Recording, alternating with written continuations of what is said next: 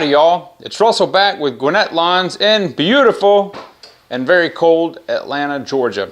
Today is January the 19th, 2020, and it is about high 30s outside and the wind's blowing. So thank goodness it's not raining.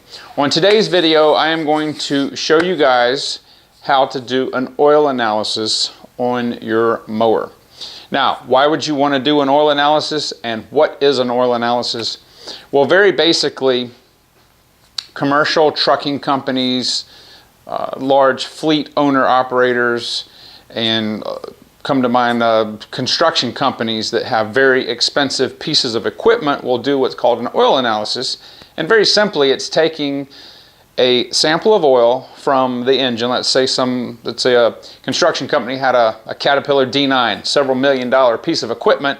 They would take at regular intervals a sample of that oil, send it off to the lab, and then the lab will tell you the condition of the oil and also tell you what wear metals are present in that oil. The reason that you do this, and you would want to do this, is because it will show you problems that are starting to occur before it ever becomes evident, or you would be able to know that there was a problem happening with the engine, such as the bearings are starting to wear, the piston rings, maybe the valve guides, or a whole host of other problems. Now, we use this in the automotive field to test the longevity and the durability of oil at specific intervals, and to do the same thing to look at the condition of the inside of the engine.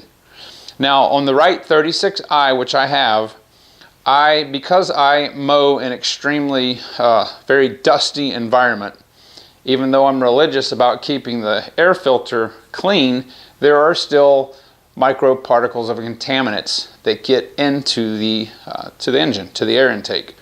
Now, Wright recommends a 100-hour oil change interval, and I cut that down to 50 hours on my mower, the oil and filter, and I use the AMSOIL 20W50 oil in that.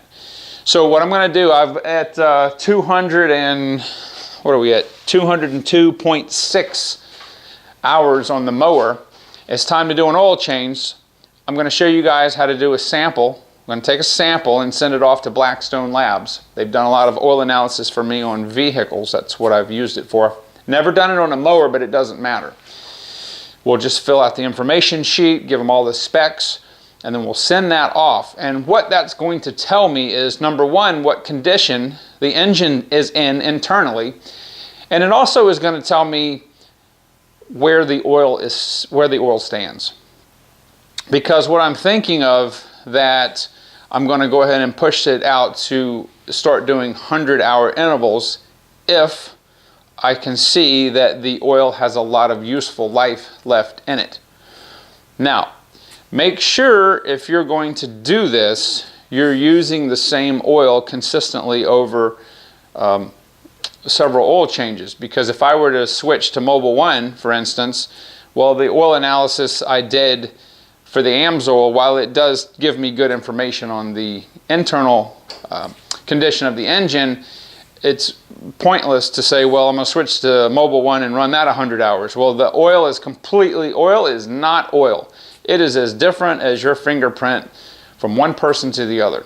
So I'm always going to be using AMSOIL. I use it in everything I own: vehicles, mowers, motorcycles, weed equipment, everything. So I'm going to continue to use that through the life of the mower. So I'm blabbing enough. Let me show you how we're going to do an oil analysis. It's very, very simple. I do have to tell you that the kits are free. You just have to contact Blackstone. They'll send you the kit for free, and then you will pay when you ship that to them on their website. Now, I've used Blackstone and oil analyzers. Both of them are very good labs. There are others out there, but I like the speed at which they do it and the information that they give on the oil analysis. So I need to get the mower set up. I'm trying to keep the garage door closed because it's really cold outside and it's windy. I'm going to have to move some stuff around. And once I get everything set up, I'm going to warm the mower up to operating temperature, and then I'll have everything set up to show you how we'll do the oil sample. I'm not going to bore you with all those details, but I will show you that when we get to that point. All right, so here is the procedure. I've got everything ready. I've got my oil drain hose. I've got a little mat here just in case any spills. Now I've got a brand spanking new disposable plastic cup, and we'll use our 11 millimeter wrench here. So this tube is really cold because it's been sitting out in the garage.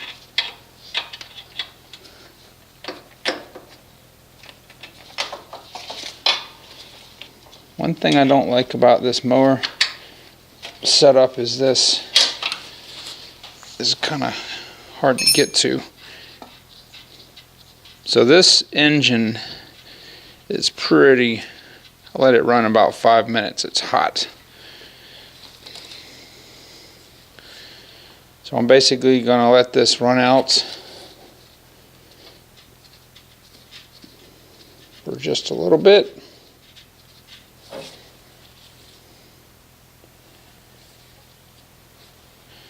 And then I'm going to grab me a sample. You don't want to get the first oil that comes out, just because there may be some contaminants in the hose.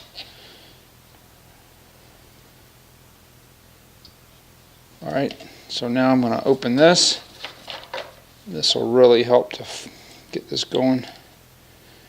Now, I don't need but a couple ounces, so that'll be enough. Now, as I said before, this is really going to give us a good snapshot about what's going on in the engine, and it'll also allow me to really determine if, using this particular oil, if I need to do it at 50 hours. I would much rather err on the side of caution, being that it's such a dusty environment here in Atlanta. And, you know, if you do a few extra oil changes, well, that can't be anything but a good thing. But I also don't want to waste money. So for those that are interested, this is the oil that I'm using. It's the 100% synthetic 20W50 oil. And this is excellent oil. And I have the factory Kawasaki oil filter. And if you can see, you'll notice that I have a magnet on this oil filter. And what I'm going to do at the end of the video is I'm going to cut this filter open for you, and we'll examine it. And you'll see there'll be some iron particles that are too small to go through or be caught by the media, filter media, and there will be, you know, some iron particles here. So I'm going to go ahead and complete this. I'm going to change the filter, fill it back up, and then we will be back. I'll show you exactly how to get the oil that I'm using into the sample container. All right, so I've got the new mower, or the mower filled up with new oil and the filter on. I ran it for about 2 or 3 minutes, and I'm waiting for the oil level to stabilize so I can check it again. Now, we're going to cut open this filter. What I'm using here, if you're going to do this, get a dedicated, I'll put a link in the description. This is an actual dedicated oil filter opener. And the reason you don't want to use like a grinding wheel is that you will not be able to keep the contaminants out, the metal particles out, and that's part of what we're wanting to look at. And remember that magnet that we had on here. I'm going to show you the outline of the magnet to show you that magnets do work. Now, as I'm turning this, I'm rotating this handle to just tighten it up a little bit.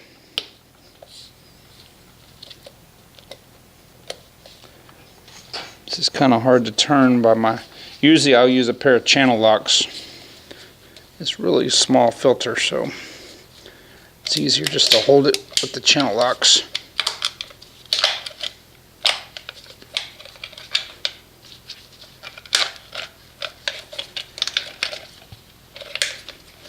This is kind of like taking your liver or your kidney out and looking at seeing what kind of contaminants are in there. So I'm going to dump the rest of the oil out.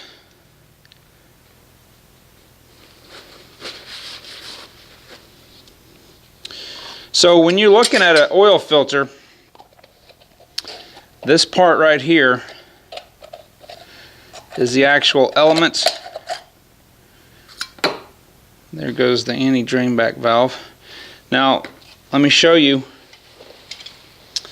Hopefully the camera will pick it up.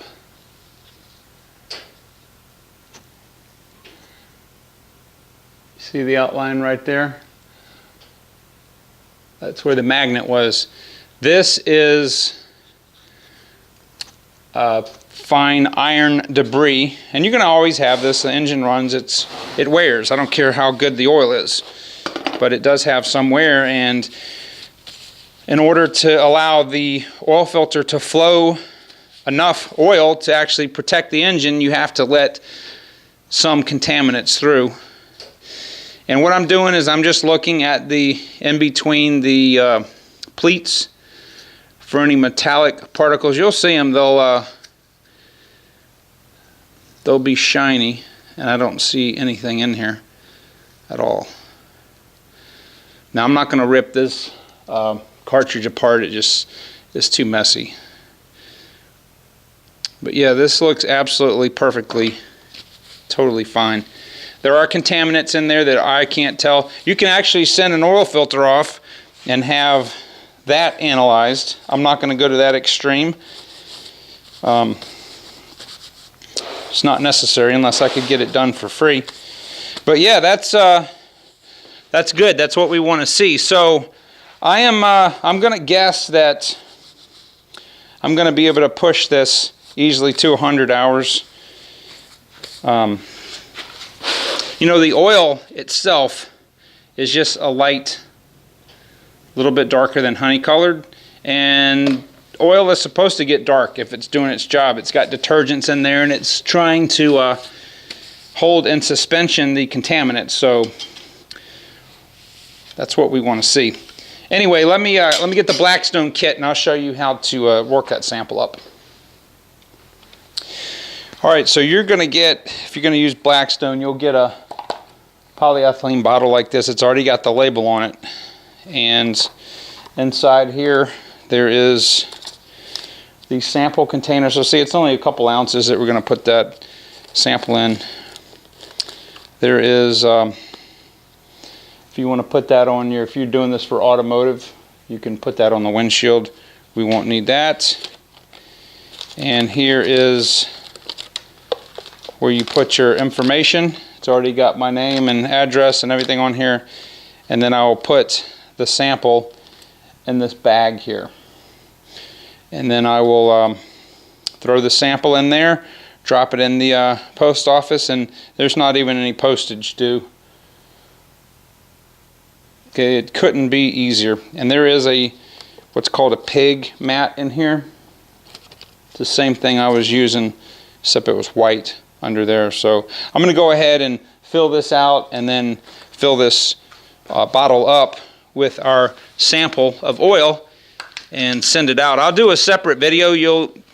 I'll usually get the results back pretty quickly, maybe within a week or less, and I'll show you guys in another video what the actual oil analysis sample report looks like.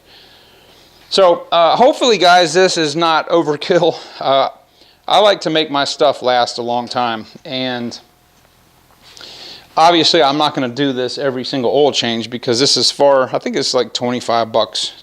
I mean, it's far more, it's cheaper to change the oil. However, again, I want to do this to see where the engine is at 200 hours, and I want to see if the condition of the oil warrants me going 100 hours. So if it does, the next time I'll do a 100-hour interval, and I may do another oil sample later, but pretty much That's the one I'm going to do on there. So guys, hopefully this wasn't too long. It didn't bore you. I'll put the link down in for Blackstone. You can just email them or call them and they'll send you the kit out for free. And with that being said, please, if you haven't subscribed, do so. Hit that notification icon bell, and I will see you guys on the next video.